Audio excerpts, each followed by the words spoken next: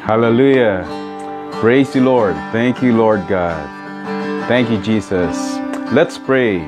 Heavenly Father, we thank you, Lord, for this wonderful day na ibinigay mo sa amin. Sa lahat ng naririto, sa lahat ng mga nakikinig online, patuloy niyong pagpalain at samahan kami sa pag-aaral ng salita mo, O Diyos.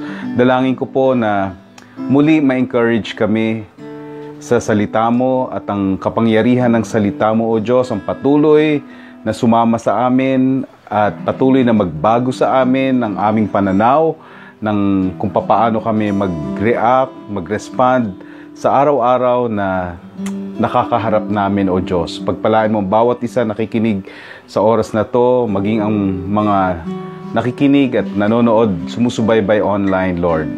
Bless them in Jesus' name. Amen. Amen. Hallelujah. Praise God. Glory to God. Hallelujah. Amen. Muli, tayo ay sama-samang mag-aaral ng salita ng Diyos para uli ito sa ating kalakasan sa isang buong linggo na naman na hinanda ng Panginoon. Again, hinanda ng Lord para sa ating lahat. Amen po ba?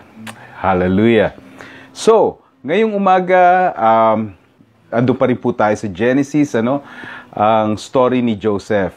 Alam po natin na si Joseph, he's the second powerful man in Egypt in his time. Pero marami po ang nakakalimot sa atin kung saan nag-start si Joseph o yung proseso ni Joseph papunta doon sa kinalalagyan niyang maganda na nakikita natin. And I'm sure marami ang makaka-relate sa ating lahat. And I pray na ang mensahe ngayong umaga ma-encourage tayo sa pamamagitan ng salita ng Diyos, ma-encourage tayo and maiba ang pananaw natin sa mga nangyayari sa buhay natin. Sa halip, after na itong message na to, magiging thankful ka sa dinaraanan mo ngayon. Kahit na masakit, kahit na minsan iniisip mo, Lord, I don't deserve this. Praise God dahil tunay ang kapangyarihan ng Diyos, ng salita ng Diyos, makakatulong sa atin. Amen po ba? So, are you ready? Are you ready? Hallelujah. Praise God. So, let's open our Bibles to Genesis chapter 39, the story of Joseph, beginning verse 19. I'm going to read New American Version. Okay. Ang sabi rito, now when his master heard the word of his wife, which she spoke to him, saying, this is what your slave did to me, his anger burned. So Joseph's master took him and put him into the jail, the place where the king's prisoners were confined. And he was there in the jail. But the Lord was with Joseph and extended kindness to him, and gave him favor in the sight of the chief jailer. The chief jailer committed to Joseph's charge all the prisoners who were in the jail, so that whatever was done there, he was responsible for it. The chief jailer did not supervise anything under Joseph's charge, because the Lord was with him, and whatever he did, the Lord made to prosper. Hallelujah. Okay. So, dito po makikita natin that si Joseph was sold to the Ishmaelites, okay, by his brothers. Dahil hindi po nagustuhan ng mga kapatid niya yung kanyang panaginip. Okay, pambira, kasalanan ba ni Joseph yung i-share niya ang kanyang panaginip? So, dahil po dito, nasaktan sila at yung kanilang pride nasaktan. Even ang kanyang tatay, friend, at sabi, anong ibig mo sabihin? Kami lahat bow down before you. Okay? So, minsan ang panaginip, alam niyo po ba that the Lord speaks through dreams? At marami po tayong panaginip na minsan si Lord nangungusap sa ating panaginip. Ini-ignore natin ito, pero dahil sa kabisihan ng buhay, tayo po ay masyadong busy. Okay? Hindi tayo nagkakaroon ng time to o quiet moment with the Lord, hindi tayo nakakausap ni Lord. Hindi tayo nabibigyan ni Lord ng mga gusto niyang sabihin sa atin. And so, minsan, Si Lord speaks through dreams. Sa panaginip po siya kumakausap sa atin. And so kay Joseph po, ganun ang nangyari. Si Lord nangusap at pinakita ng Lord ang magandang plano niya para kay Joseph through dreams. Kaya nga siya tinawag na Joseph the Dreamer. At maganda po ang plano ng Lord sa kanya. Okay? Pero yung proseso o yung daan ni Joseph patungo sa kanyang magandang buhay na plano ng Lord sa kanyang tadhana, sa kanyang destiny, no, hindi po maganda.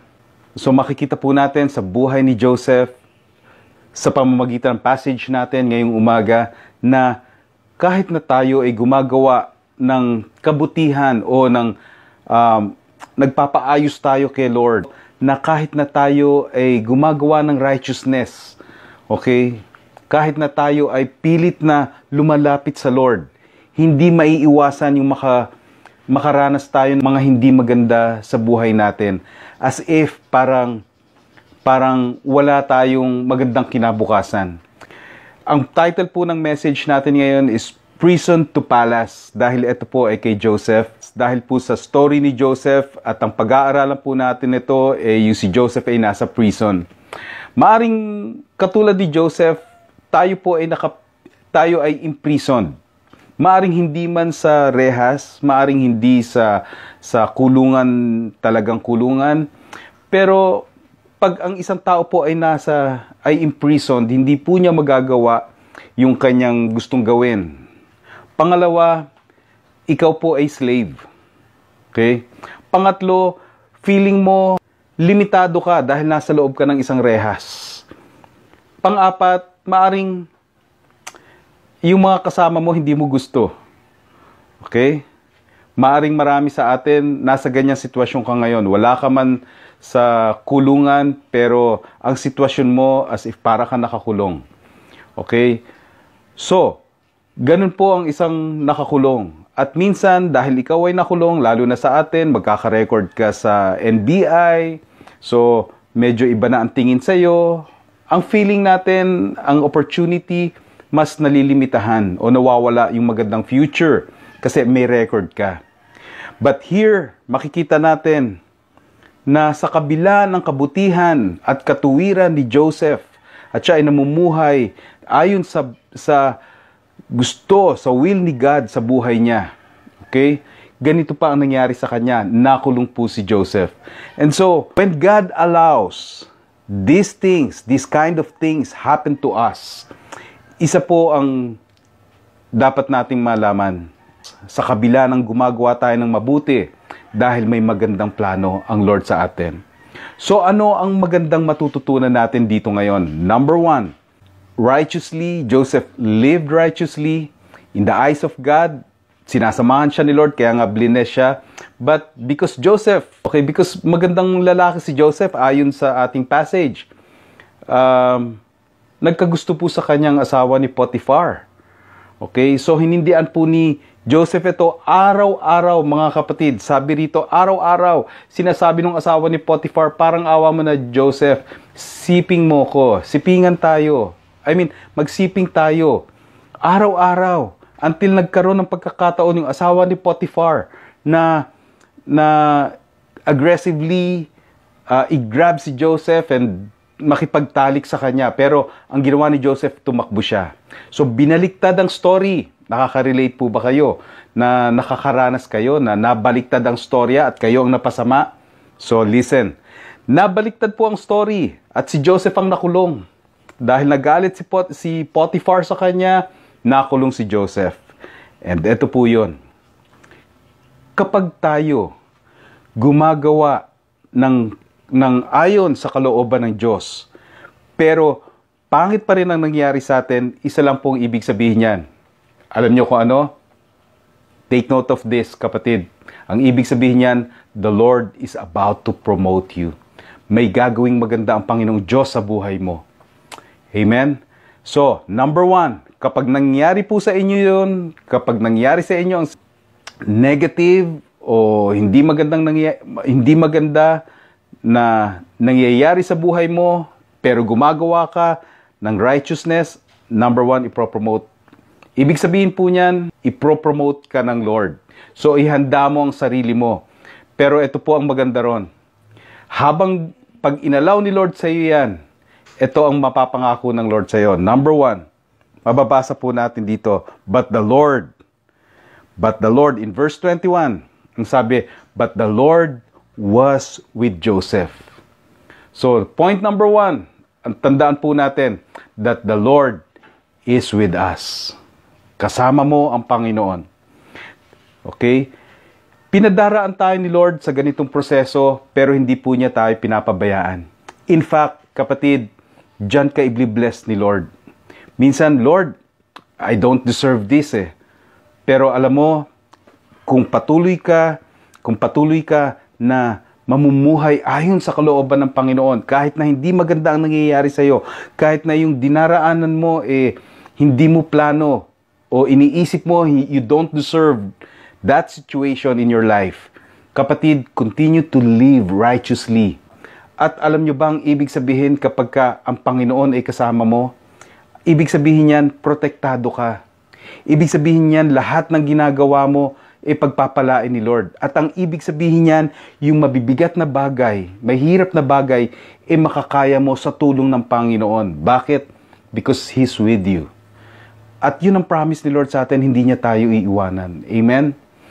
So, ibig sabihin, sasamahan ka ng Panginoon. Okay? Hindi tayo dapat mag-worry. Dahil hindi ka dapat mag-worry, hindi ka dapat ma-dismayed because kasama mo ang Lord. Hallelujah.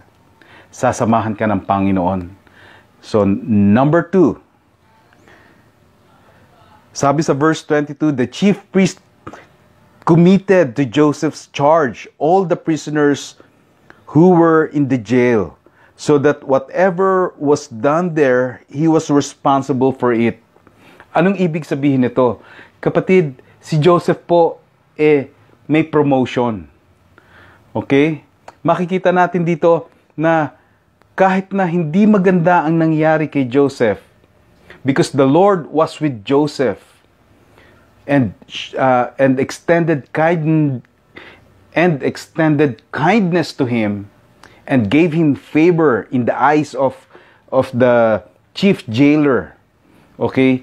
Na-promote po si Joseph. Anong ibig sabihin nun na siya in charge? Ibig sabihin nun, naandun ka sa kulungan, pero hindi ka namumuhay as preso. Okay? Chief, ibig sabihin, official siya ron. Ibig sabihin, hindi siya namumuhay as preso, pero nakakulong siya. Ang ibig sabihin nun, siya in charge. Siya ang namamalakad. Kung ano yung inuutos niya, ibig sabihin, hindi siya inuutusan. Siya ang uutos. Siya ang nag-uutos. Amen? Nasa kulungan siya, pero hindi siya namumuhay as preso. Na-promote po siya. Ganun po ang buhay na kapag inalaw ni Lord sa buhay natin, hardships, okay? Sinasamahan po tayo ni Lord at sa kalagitnaan yan, meron pong promotion. Kapatid, kung dinaranas mo to, maaring ikaw sabi mo, Lord, maaring gusto mo na mag-resign, Lord, ayoko na rito, o Lord, ayoko na sa sitwasyon ko. Bago ka alisin dyan, ito sabihin ko sa iyo, kapatid, pagbutihin mo muna. Pagbutihin mo, because the Lord has a good plan for you. At inaalaw ni Lord na mapunta tayo sa ganyan dahil tayo ay dumaraan sa training ng Panginoon. Dinidisiplina tayo ni Lord. Alam mo, minsan, ang salitang disiplina parang nagiging negatibo na para sa atin. Pag sinabing nahihirapan ka, ikaw kasi dinidisiplina ka ni Lord kasi masama ugali mo. Pero alam nyo, kapatid, ang salitang disiplina ang salitang disiplina is a very positive word para sa atin na mga naniniwala. Dinidisiplina ka ng Panginoon, ibig sabihin disciple ka ni Lord. Dinidisiplina ka dahil may ibibigay sa iyo si Lord. Dahil si Lord, hindi siya magbibigay ng isang magandang bagay sa taong hindi disiplinado. Amen po ba? So kapag humaharap ka sa anumang hardships, kapatid, congratulations. Ikaw ay dinidisiplina ng Panginoon. But You know, ang promise ni Lord, hindi ka iiwanan. So si Joseph, sinamahan ni Lord sa prison. At hindi lang yon, dahil kasama ni Joseph si Lord, na-promote pa si Joseph. Okay? Ang favor ni Lord nasa kanya. Alam nyo, marami ako nakikita, nakatira sa malalaking bahay, nakatira kumpleto, pero dahil wala ang Lord sa kanila, halos ayaw nila umuwi doon sa magandang bahay nila. Hallelujah. Iba, kapatid. Hindi ka man kumpleto, dumaraan ka man sa hardships, pero kasama mo ang Lord. Iba ang buhay. May kagalakan, may peace, at alam mo yun, yung hope, yung kapayapaan, at yung joy na nararamdaman mo as if parang bukas may magandang mangyayari sa buhay mo. Amen po ba? So malalaman po natin na may magandang ginagawa ang Lord sa buhay natin kapag gumagawa tayo ng righteousness, pero sumusunod tayo sa Panginoon, pero ganito pa rin ang nangyari. Pasalamatan mo ang Lord. Bakit? Kasi may ginagawa si Lord na maganda sa buhay mo. May gagawin si Lord sa iyo. Amen. So, number 1, kapag dumanas ka nito, ibig sabihin, sasamahan ka ng Panginoon. Katulad ng ginawa niya kay Joseph. Number 2, hindi ka lang sasamahan ng Lord, dahil sinamahan ka ng Lord at sasamahan ka ng Lord, sa struggles mo, may promotion dyan. Hallelujah. And number 3, hindi lang promotion, hindi lang pagsama ng Lord, and the Lord will prosper you. Ang sabi rito, the chief priest jailer did not supervise anything under Joseph's charge because the Lord was with him, with Joseph. No? And whatever he did, the Lord made to prosper. Hallelujah. What a wonderful passage. Ang sabi rito, hindi na kinailangan ng chief priest na isupervise pa because he saw that whatever Joseph does, the Lord prospers. Hallelujah. Mga kapatid, tandaan mo to, kung ikaw ay patuloy na namumuhay ayon sa kalooban ng Lord sa buhay mo at dumanas ka pa rin ng mga challenges, ng mga bagay na hindi mo gusto, take heart. Do not lose hope because dahil ang ibig sabihin niyan, may ginagawang maganda ang Panginoon sa buhay mo. Amen? At ang gagawin ng Lord sa iyo, kapag dumaan ka sa ganyan, sasamahan ka niya. Hindi ka lang niya sasamahan, ang favor niya nasa iyo. At hindi lang ang favor niya nasa iyo, kundi lahat ng gagawin ng kamay mo, pagpapalain niya. Wow! Sinong may ayaw nun? Amen? And true enough, the end of this story, the story of Joseph, alam nating lahat, at yun po ang alam nating lahat, na si Joseph ay na-promote. And he became the second powerful man in Egypt in his time. Hallelujah. The Lord is good. Amen. So ikaw, kapatid, kung ano man ang dinaranas mo ngayon, maring hindi yan ang plano mo sa buhay mo, maaring ikaw ay dumaranas ng kahirapan o mga kabigatan sa oras na to, patuloy ka lang mamuhay ayon sa kalooban ng Lord. Patuloy kang manalangin, patuloy mong isik ang Lord and He'll be found. Yun ang promise niya sa atin. At ang Lord will never leave you. His favor will still be upon you. And the Lord will bless all the works of your hands. Hallelujah. I hope na short message na to ay makatulong sa ating lahat. So, kapatid, ngayong oras na to, I want to pray for you. At kung gusto mo na mas makilala pa ang Panginoon sa buhay mo, ariin mong sariling panalangin mo ang panalangin na to. Sabihin mo, Panginoon, tinatanggap kita sa aking puso. Ikaw na po ang maghari, Panginoong Jesus, sa aking buhay. Magpasimula ngayon, I surrender my life to you. At ikaw na po ang maging Panginoon ng aking buhay. Salamat po. In Jesus' name, Amen. Let me pray for you, kapatid. Lord, samahan mo ang aking kapatid na ito na tumanggap sa iyo, O Diyos. Ganun din ang bawat isa na nakinig. Pagpalain niyo ang bawat isa, Panginoon. Pagpalain niyo ang kanilang mga ginagawa at samahan sila sa kanilang mga dinaranas ngayon, O Diyos. Lord, I pray na ipakita mo ang magandang plano mo at ipakita mo sa kanila, katulad ni Joseph, Lord God, ipakita mo sa kanila na ikaw ang kasama nila. Ipakita mo sa kanila, Panginoon, kapangyarihan mo. Ipakita mo sa kanila, Panginoon, ang pagsama mo. Mag-manifest, Lord, sa buhay nila ang kapangyarihan mo, O Diyos. Salamat po. At Lord, alam ko at dinideklara ko na lahat ng magandang plano mo sa buhay ng bawat isa sa amin ay mangyayari. Even now, Lord, we thank you and we praise you. Hallelujah. And Lord, lahat kami mamuhay ayon sa kalooban mo. Thank you, Lord. At salamat po, may you be glorified in our lives, O God. In Jesus' name, amen. Amen. Shalom, shalom, mga kapatid. God bless. See you next week.